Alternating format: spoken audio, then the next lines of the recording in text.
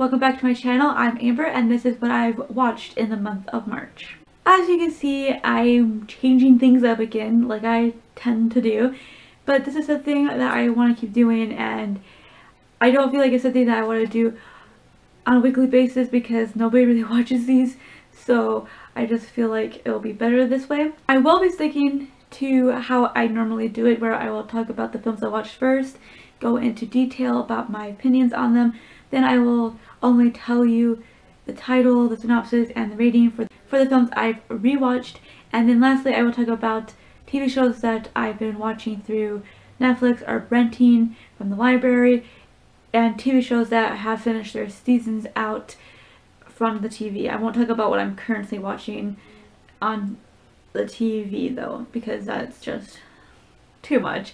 So let's just get on with it with the films that I have watched for the first time. The first film is The Expendables. It stars Sylvester Stallone, Jet Li, even Bruce Willis has a moment in there. This is about a group of mercenaries who are being asked to take a job from the CIA to deal with the group, a gang, or whatever. I don't remember. But they weren't going to take the job, and then a girl gets involved, so it changes their decision. I only watched this film to appease my brother. He's been bugging me to watch it for quite some time, and he really enjoys these films, but I had this feeling that I wasn't going to, so I kind of was holding off on it for quite some time, and finally I decided might as well, and I did. And I must say that I was correct. I know my taste in films, and this was definitely not in my wheelhouse, you know, it just doesn't suit me, and I can't really understand why it's so popular. The storyline is not strong at all, it's very weak. I just felt like all this film was about was to get a couple of laughs and show some great fighting choreography, and that was it. Like, there was nothing about this film that attracted me. I love a really good, strong story, and it has to have some impact to me. It can be funny, it can be great, but if there's no story, I will have a harder time. And I didn't really feel like this film had a story that was strong enough to hold up with everything else. It was just kind of very flimsy. And the only thing that actually made me continue on to the very end was Jet Li. He was quite funny and I enjoyed his parts. So I gave The Expendables 2 stars. I finally got my hands on Dracula Untold. This stars Luke Evans, and this is the story of Count Vlad and what motivates him into becoming Count Dracula. I was quite surprised when I went after watching the film to look up reviews on it, and I realized that a lot more people didn't like the film than I was expecting to see. I thought a lot of people liked this film, and I am going against the flow, I guess, because I loved this film. I loved the filming style, I loved Luke Evans, and I loved the story, which was dark. It wasn't too creepy to the point where it just grossed me out.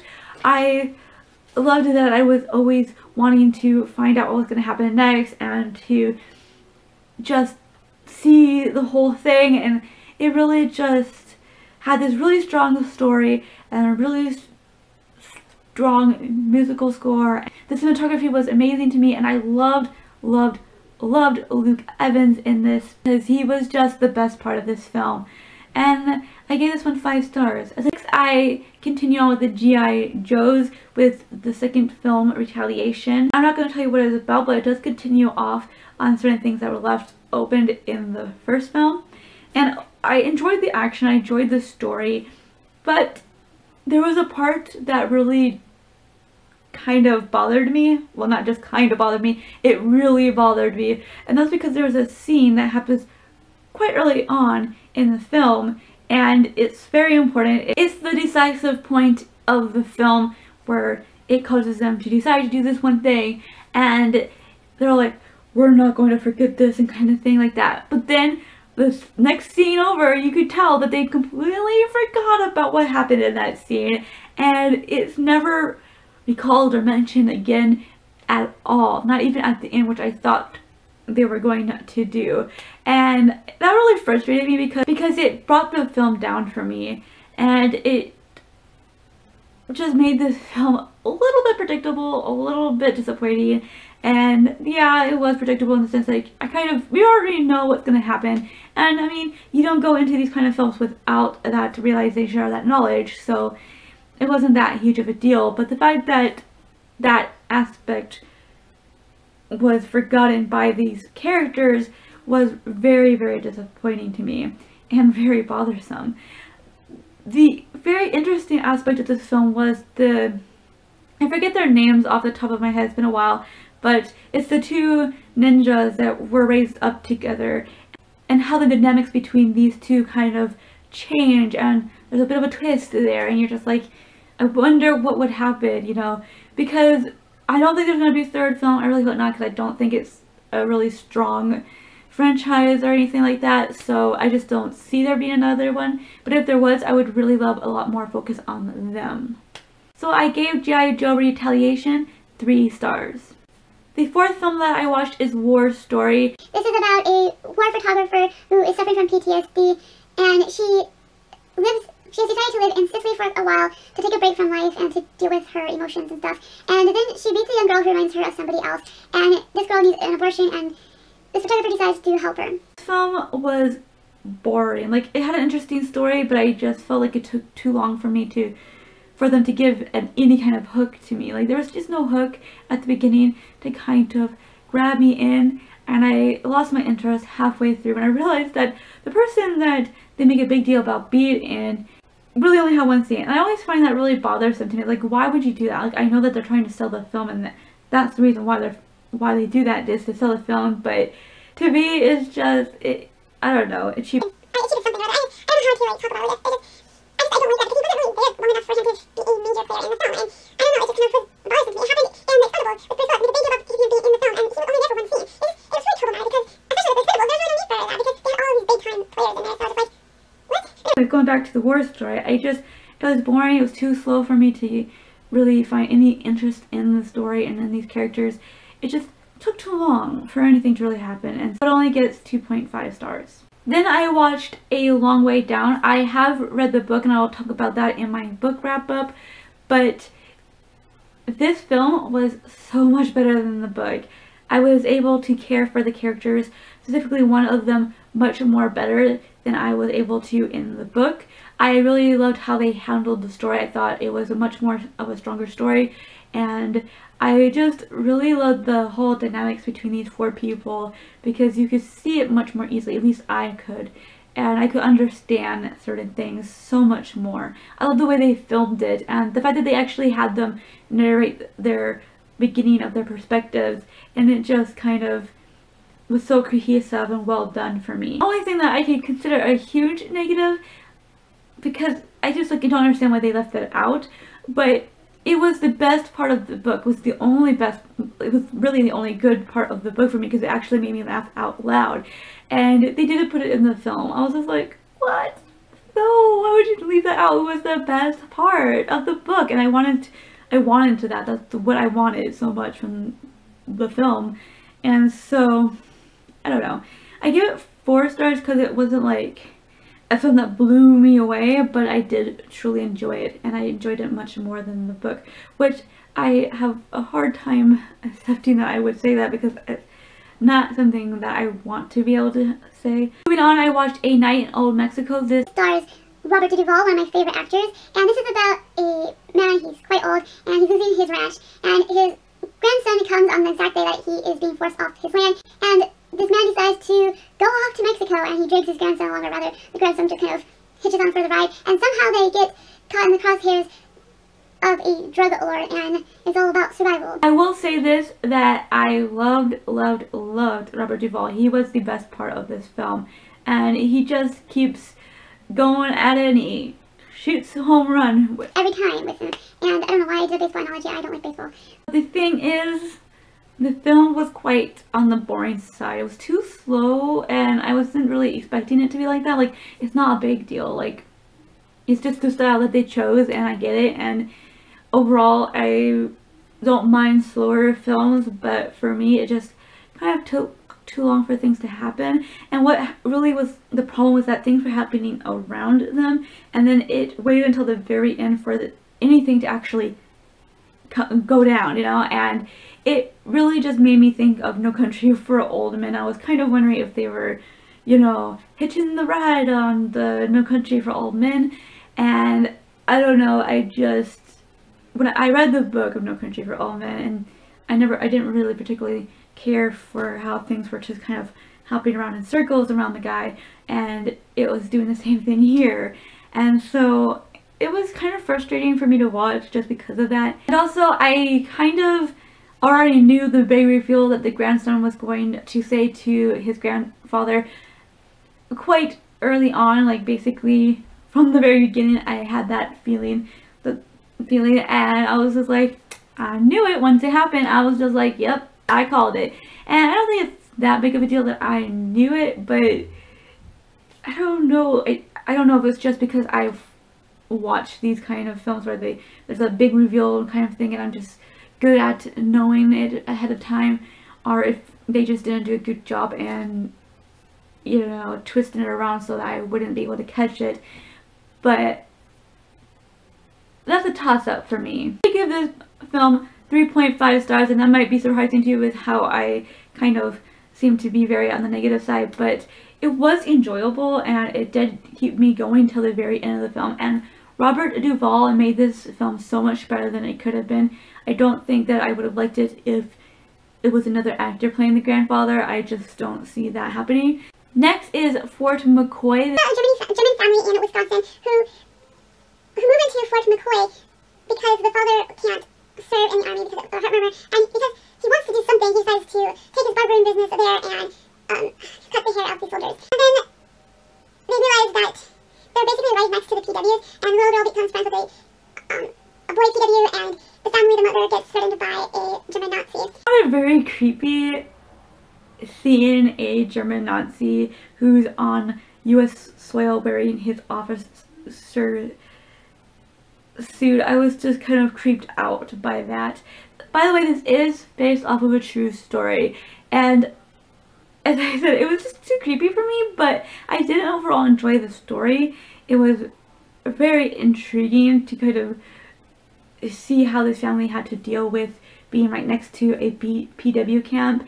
Overall, I really enjoyed it, but it was a bit slow, and I keep saying that with all the films, but it kind of just dragged along. And the thing is, when the ending finally came and the climax that happens, it was amazing. I have to say it was amazing because, I don't know, I was just like, you have to do something, dude, do something. And I was happy that he did something. So I did find that the acting, especially with the mother's sister and the sister's boyfriend, kind of amateur, and I'm pretty sure that they are first-time actors, so I kind of understood that. But overall, this was really an enjoyable film. I found it very intriguing, and I learned something more about our side, like what was happening in the United States during World War II.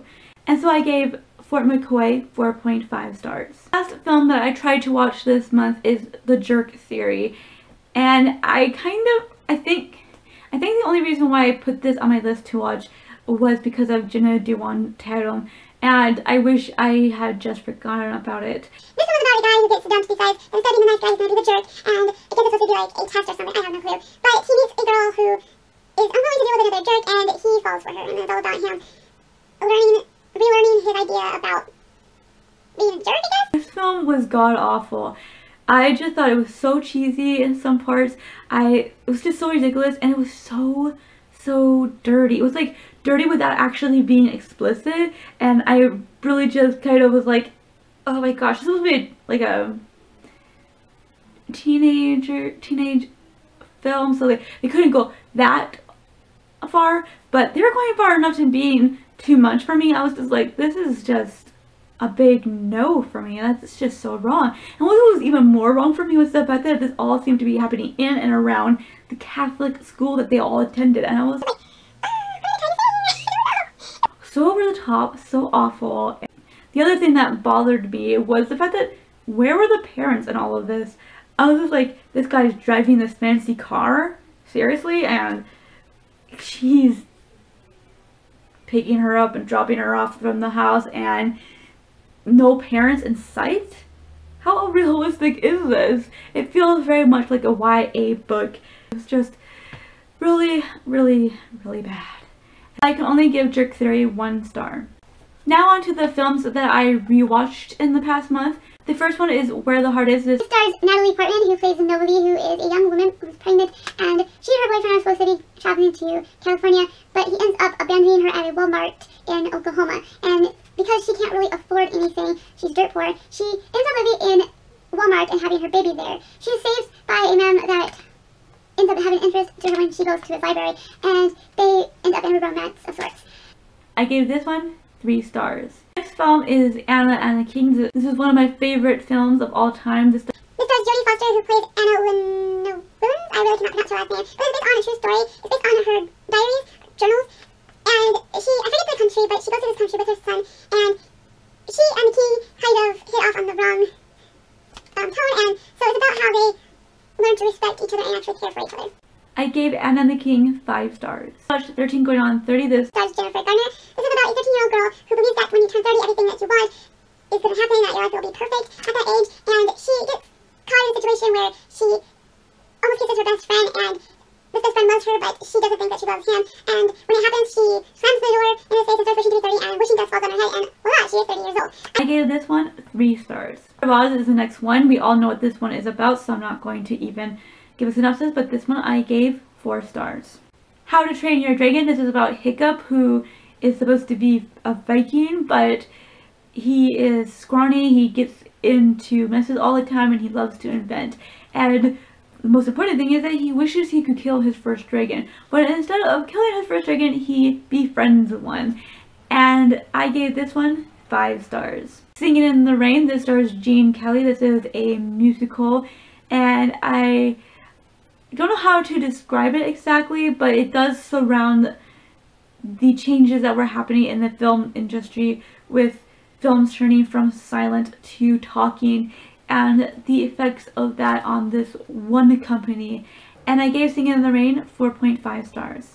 Robin Hood, Prince of Thieves. This stars Kevin Costner. This is their take on the Robin Hood story, and I gave this one 4.5 stars. Bucket List. This stars Morgan Freeman. This is about 2 men who end up in the same room. One's rich and one's poor, and they live on the different sides of the track, basically, I guess.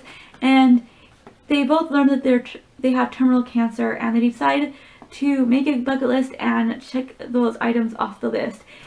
I gave this one 4 stars. Kabi Kushi Kabi Goom. This stars Sherlock Han, and this is about a man who falls in love with somebody who is not in the same social bracket. She's on the poor side, his family is rich, and when he decides to marry her, his father disowns him, and they move to London. He has a younger brother who was at boarding school at the time of these events, and 10 years later he finds out the real reason why he left, and he decides to go to London and bring his brother back.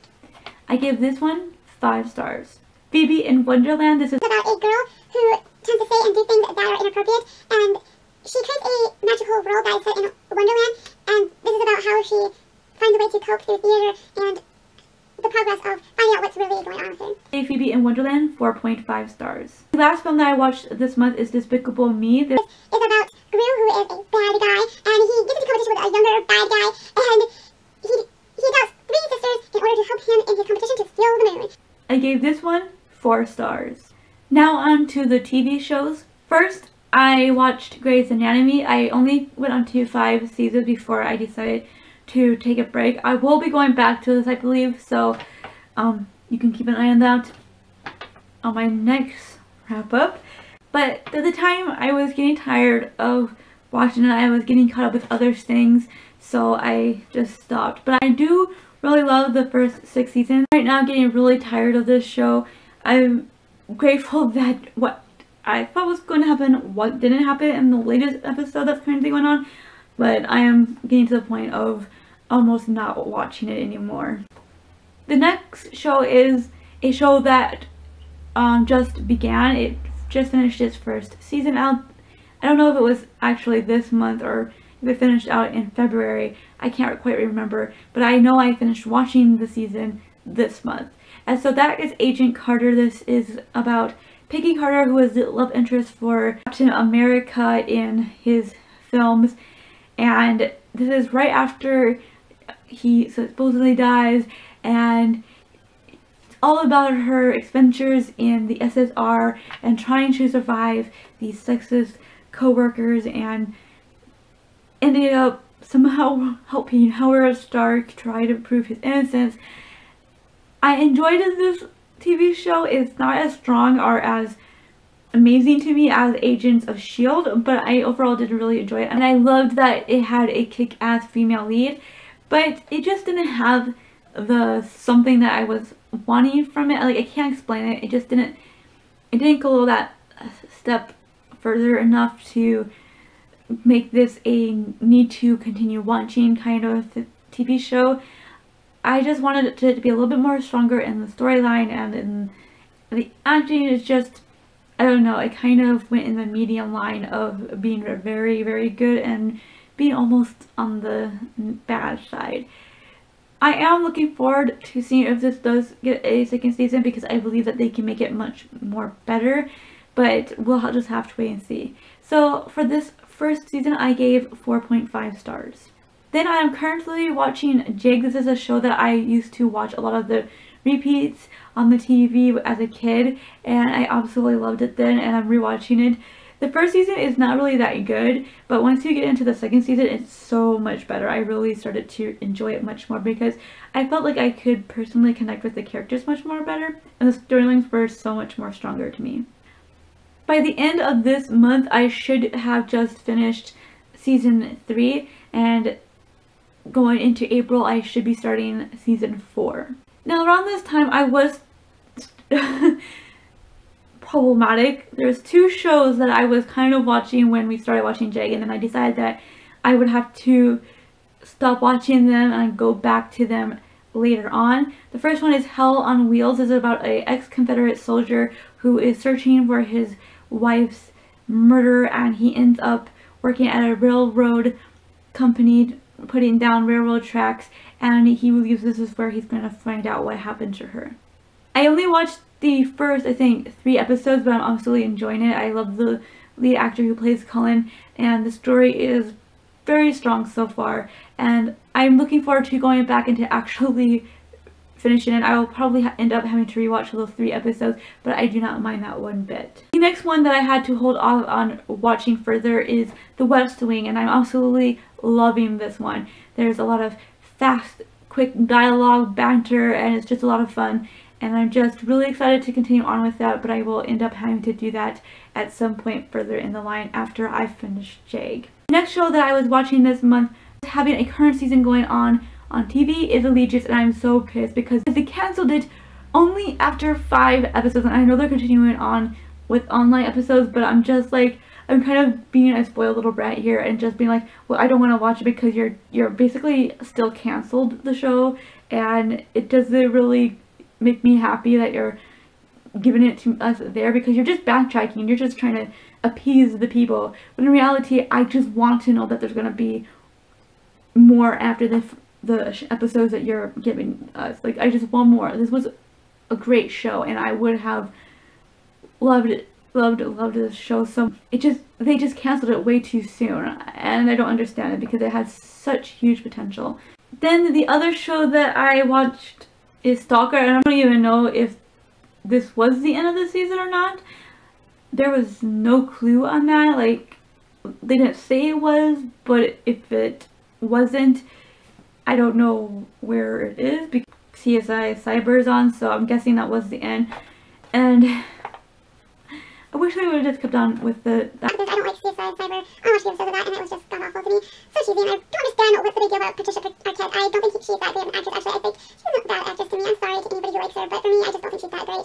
So, Stalker is the show that I'm talking about here. I apologize for going off on a tangent, but Stalker is really good. It's very strong. Stalker is about this team of police officers. I don't know if they're in the FBI or if they're in the LAPD branch. It's been a while since the time, but they are solving cases of stalker situations, and the team leader is dealing with their own stalking situation, and this to see the dynamics that was going on, and I enjoyed the storylines and the overall story arc with Beth, and I just thought it was really good. It's very strong, and I'm really hoping that there's going to be a second season for this because I want to see what's going to happen next, like very much so. And the only issue, and I have issue with this with Criminal Minds and some other shows like this too, is that when they're doing a scene where it's in the dark, they don't ever light it up enough for me to actually be able to see everything clearly enough, and it was really frustrating to me because it's just like, what's happening? I can't see, you know, and it's just really frustrating. And I don't know if they do that on purpose so you can't see what's happening or what, but either way, it's just so annoying how I can't see. So this one only gets 4.5 stars. The last show that I tried to watch was the Forsyth Saga. I didn't find this all that interesting. I mean, it was interesting to a point, but it was so boring that I lost interest. And there's just all these weird angles that were going on. And I mean, I was able to watch the first episode all the way through, but when I got there, I was just like, this is really that interesting? Is this something that I really want to go? And when I'm questioning it, I know that it's just not something that I will enjoy all the way through, and I don't want to waste my time on something that I'm not all the way enjoying. That is all the things that I watched this month. Tell me down below what you've been watching. I would love to know. And if you watched any of these, do you agree or disagree with what I have to say?